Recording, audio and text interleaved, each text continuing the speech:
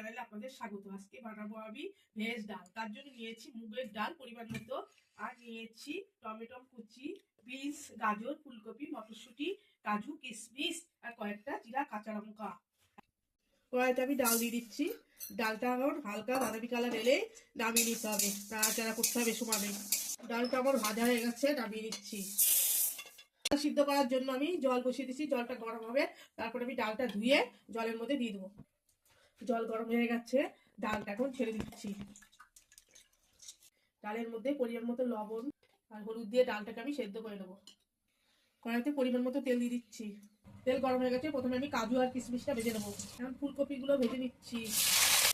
ফুলকপি আমার ভাজা হয়ে গেছে, আমি তুলে দিচ্ছি। আর বিনসটা ভেজে নেবো একবারে। গাজর আর বিনস ভাজা হয়ে গেছে, তুলে দিচ্ছি।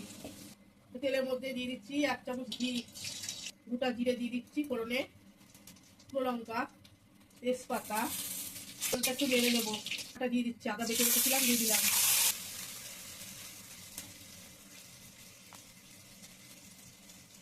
এখন এর মধ্যে দিয়ে দেবো জিরের গুঁড়ো,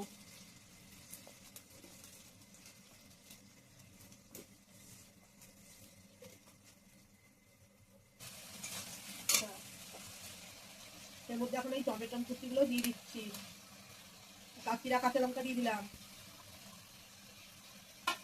দিয়ে মশলাটা কষিয়ে নেবো। তারপরে এই মটরশুঁটিগুলো আমি দিয়ে দিলাম।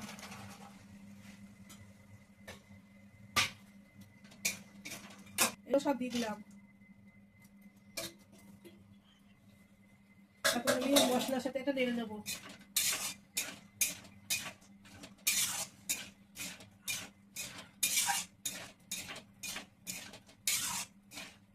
সেদ্ধ করে রাখা ডালটা আমি এখন এর মধ্যে দিয়ে দিচ্ছি।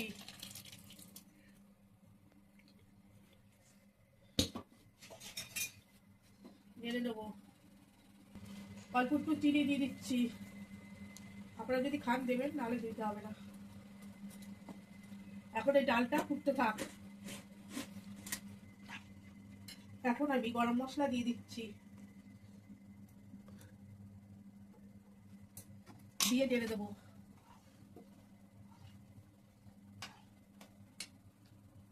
ধনে পাতা দিয়ে দিলাম।